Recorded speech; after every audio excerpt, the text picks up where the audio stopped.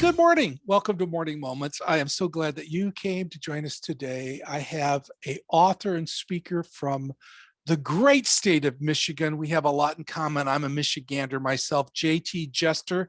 Welcome to Morning Moments, JT. Thank you, Andy. Thank you for having me. We are fellow Michiganders, and he is from the Detroit area, Grosse Pointe, and I was sharing with him about some of my autograph collection of my Detroit Lions and Detroit Tigers. We are long-suffering fans of the Detroit teams, aren't we? We are. Well, welcome to Morning Moments, JT. Tell us, you wrote your latest book is No Bad Days, and God has brought you through so much. Tell us a little bit about yourself. What do you do, and why do you do it? Yeah. So, Andy, first off, thank you again for having me here and to share a little bit of my story and what I do is right now I'm an author and a public speaker, and my goal right now is to continue to share stories. I wrote a book coming out of college called Untether, and then from there, it was a book about my life journey thus far and the challenges and adversities that I came across in my life. And we all have those in our life, but I really wanted to learn more about them and put them into words. And so I did with a book, and from there continued on with this journey of public speaking and then sharing other people's stories and doing it through podcasts, doing it through YouTube videos and things like that. And then coming out with a new book as well called No Bad Days. And so the way No Bad Days came about is from a time that I was the saying No Bad Days, or the title, a time that I was in the hospital. And this kind of gets to the who I am and why I'm doing what I'm doing too, is just because when I was in the hospital, I'd spent from the first days of my life all the way till now, I still have medical stuff that we deal with on a day-to-day basis. But I had been born with something called vectoral syndrome. And it's a birth defect that affects your GI system, your spinal cord, your heart, your kidneys, your limbs, lots of different aspects of your body it can affect. And for me, I was blessed. Only a few of these things were affected for me. One of them being the GI system, from the top of my esophagus all the way down. And with that, I had what they call tracheoesophageal fistulas, and those prevented me from being able to eat and do different things that are very important and crucial to life. And so the doctors repaired that right at birth. And then continuing on, the first many years of my life, I had colostomy and other GI surgeries to help that whole system come back to work the way it does now. And as my life went on, the medical stuff continued to come along with it. And I was blessed to have the parents I have and the support that I had from them, to finding the doctors and finding the individuals to help me become who I am now and get through some of those hard times. And so during one of these times with a spinal cord surgery, because with vectoral syndrome, the spinal cord can be affected. And the way it was affected was something called tethered spinal cord. So at middle school, during my middle school years, I had this tethered spinal cord, and we started to realize that I had a limp and I had loss of bladder control and I had all these different symptoms going on. And the doctors weren't quite sure what it was, but one doctor said, you know what, I think we should do an MRI of JT's back. And so they went about doing that. And that's when they found out I had the tethered spinal cord. And so what that is the spinal cord attaches to the sacrum nerves. And so as you're growing, it pulls on those nerves and causes these different problems. And so I had a spinal cord repair tethered spinal cord repair in middle school, and then it reattached. And so when I was in high school, I had another surgery to disconnect it again, but this time it was connected to the scar tissue. So during that first surgery in my middle school years in the hospital, my dad came up to my bedside and he said, "GT, I'm sorry you're going through this." And Andy, in I think that the Holy Spirit and the good Lord was speaking through me, because I said, "Dad, it's okay. There's no bad days. There's only hard days, and we get through them." And so it's sort of become a life motto of ours. And it's true. Every day is a blessing. Every day that we wake up, we are so blessed to be able to get up and breathe the air around us and be with the people we love. And we are going to have our struggles in life and our challenges, but those are those hard days, but we get through them, and we get through them with the support and the love of the people we surround ourselves with. You And know, so it's just so amazing that you say that no hard day, all are hard days, no bad days.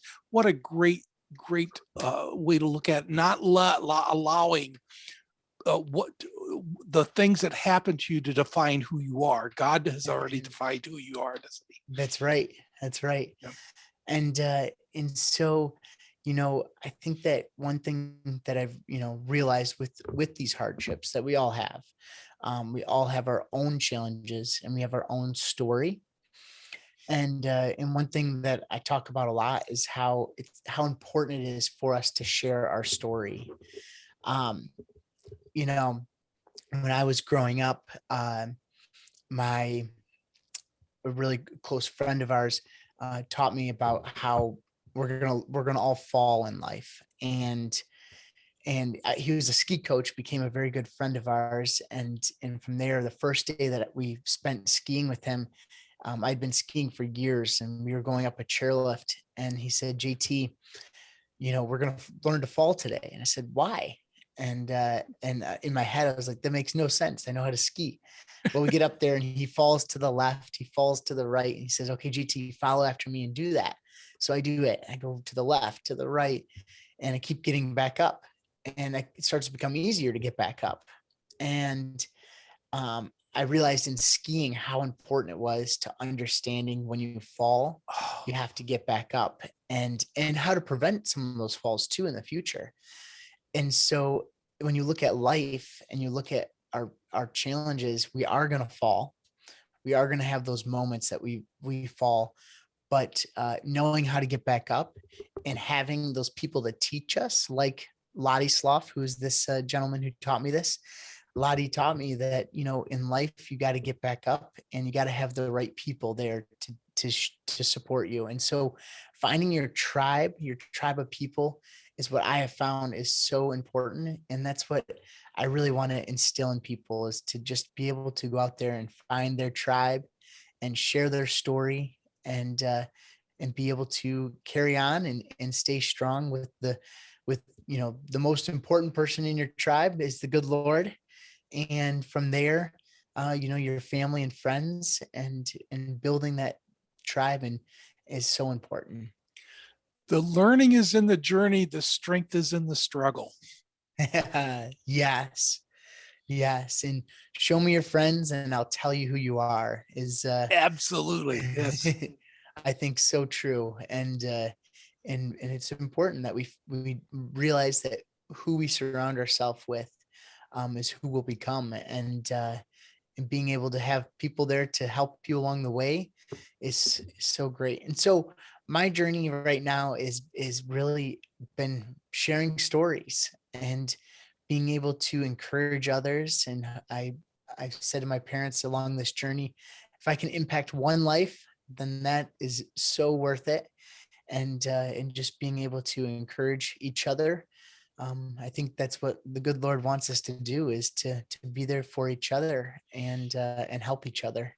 When you were sharing with me of some of the things you're doing in your podcast, I'm going to, it's very parallel to what I do is asking people, tell me your story. I've often said everybody has a story to tell, and somebody needs to hear that story. Yeah, And I'm glad to be able to be a person that could bring those stories out, such as your story. And it sounds that God is kind of leading you in that direction too, is getting that story out, isn't it? totally. My mom and dad, during my medical years, they said, uh, you know, they said, we were never the people to be going to Africa to be missionaries, or to other parts of the world, but we can be missionaries right here in this hospital Yeah. and in Ronald McDonald houses that we stayed 200 and some days in.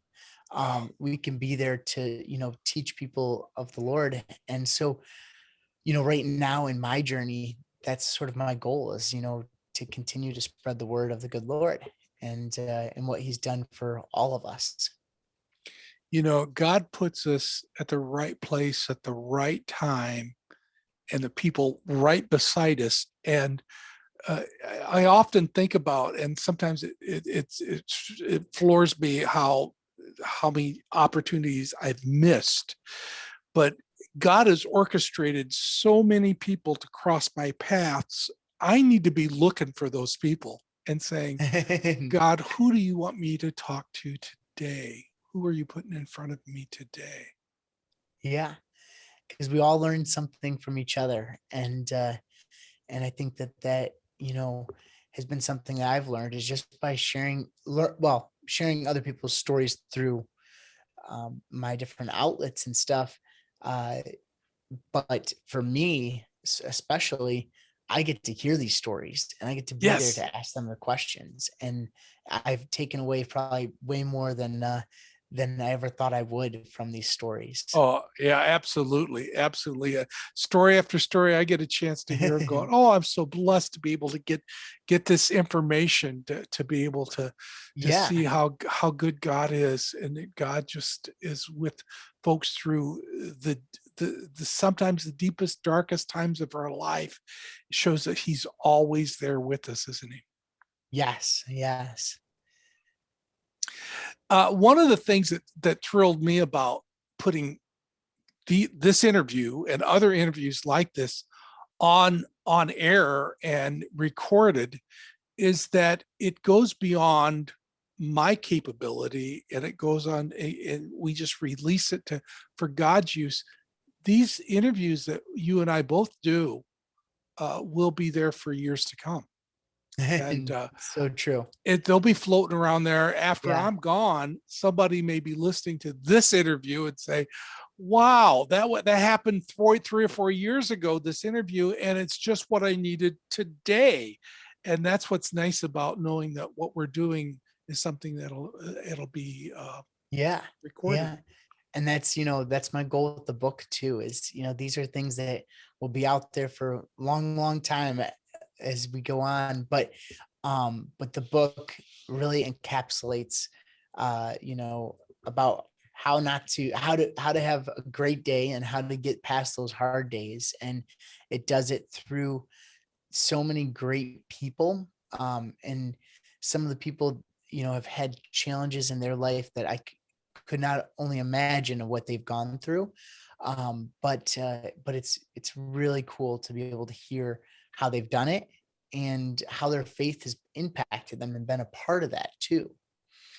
And so I'm just thrilled that what you're doing, and I've been so excited to see how it helps others. What I'm going to be doing now is if you look down in the comment section, you're going to find in a comment description, no matter what venue you're watching this, you could go back to Facebook to find a lot of this information. You're going to get information on JT's book, his podcast, all of that information, how to keep a track of him and through his YouTube channel and all through that book. Uh, how to buy that book, how to purchase it, how to bless Yeah. him by getting that. We're going to put all that down here for him, and so that you could keep track of him. But more important than any of that, right now, I want you, this young man, God is just so far blessed right now, it's going to be wonderful to see what God has for him in the future. But he needs your prayers. So I want you to take the time to pray for JT and his family, that God would continue to bless him. He would continue to be the right place at the right time so that God could use him. JT, thank you so Well, much for sharing your heart with us today. thank you so much for having me and for this time together. This is so great. Thank you. Thank you for joining us for Morning Moments. Please pass this interview on to somebody else, and keep coming back, if you would, for some more Morning Moments, and God richly bless you.